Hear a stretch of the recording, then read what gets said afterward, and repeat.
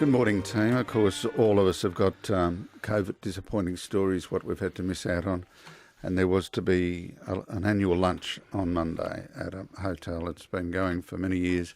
It's a lunch of police and a few civilians. It's a lunch of great warmth and great sadness, because it would have been the 23rd anniversary of the murders of Sergeant Gary Silk and Rod Miller. So 23 years, did you? Yes, and his the friends and families and colleagues would gather at this small function. If you think back, Sergeant Gary Silk would now be 56, I think, and he would have had 36 years' experience. Gary was a first-class catcher. I suspect he would have probably ended up running he would have gone into the squads, no doubt, and then probably end up running a district of CIU and being a great role model for young detectives. Rod Miller would be 57 with 30 years' experience. I always thought he probably would have ended up being an officer. He showed great leadership skills.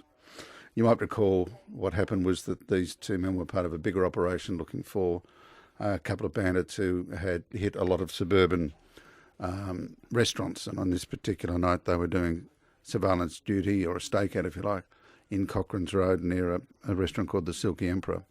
They pulled over a car in Cochrane's Road, and as you know, they were both shot dead. Gary, absolutely committed copper who joined very young and dedicated and really well respected, but he was also very much a lad. He had his own sense of humour, and Gary, so Gary, one occasion one of his colleagues was saying that they were going out to a discotheque to try and meet ladies, and Gary always referred to them as princesses. All women to him were princesses. And so his colleague went to pick up Gary, who was a fairly typical bachelor, not too fussed on what he was wearing. So the bloke went to the door hoping that Gary would be relatively presentable, and was relieved to see he was wearing a nice clean pair of jeans and a check shirt. So off they go, and they're chatting to a couple of ladies, and Gary unusually went to the dance floor, because Gary was more, he would stand at the bar and do the Gary shuffle with an ouzo and coke short glass. But on this occasion he took to the dance floor and was going quite well. His colleague said to the girl he was talking to, "What do you think?" And she said, "Well, you're okay. I'm not sure of your mate."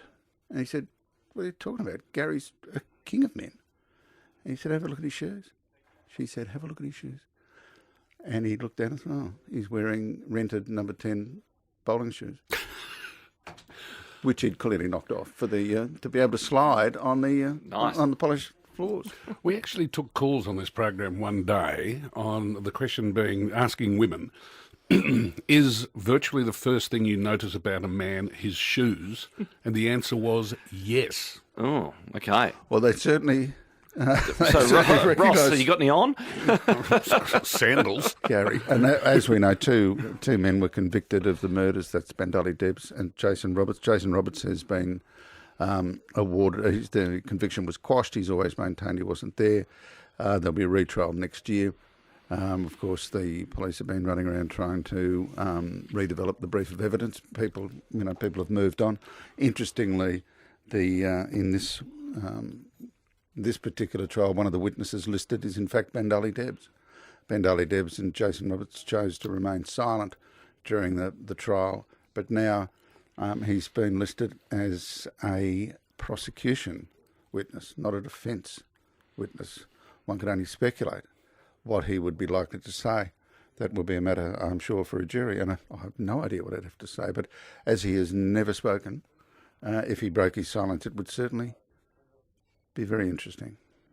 As Peter Cook used to say when he was playing a judge, it is entirely a matter for you.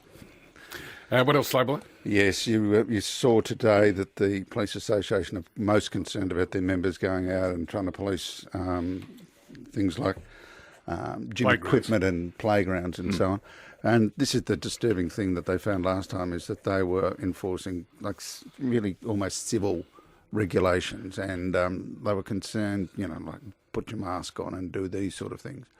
And, they were concerned that they were losing the public in that regard. But we also know that they've got almost 2,000 members doing these sort of covert jobs, which includes the patrols, the loose lockdowns and hotel quarantine. And this is creating enormous stress within the job. Of course, police, like everybody else, have got their stresses, homeschooling, all these sort of Could things. protective services officers do it? They're being drawn in right now because with the extra lockdowns and so on, the public transport, no one's on that. Now, in one particular area, there's where there's supposed to be 11 police, 8 are on sick leave. And one of the problems is you can't... Why are they on sick leave? Because they're of sick. stress. Stress? Yeah, and see, overwork. And what the trouble is with the job now, previously there were a lot of sort of tidy holes or places that you could just draw breath, like working in the stolen property or watch house and those sort of areas.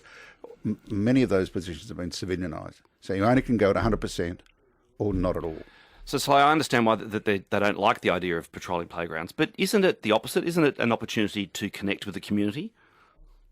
Yeah, if you've got a stressed parents who are going, I want to do this, it's really difficult. And most of them in the situations of slight breaches, masks and so on, they always give you a chance and say, oh, listen, So it's not my decision, but you've got to do that, mate. Yeah. Stay with us, Sly Boy. It is 24 after 8. We are in the process of building Camp Quarantine, a 1,000-bed unit. At Mickleham, is it? Yeah. Yep. It's amazing how long. They're desperate to get it up, but it's still taking time. I recall the migrant camps, which were Camp Pell? Nissan huts, which would take 3 hours to build a Nissan hut. There was a big one right down near where Northland is in Preston, right next to the double football oval where I used to play football. And there was a trotting track around there, and every Sunday they'd have a pleasant Sunday morning and have the trots training, where, of course, there was a barrel and illegal bookmakers.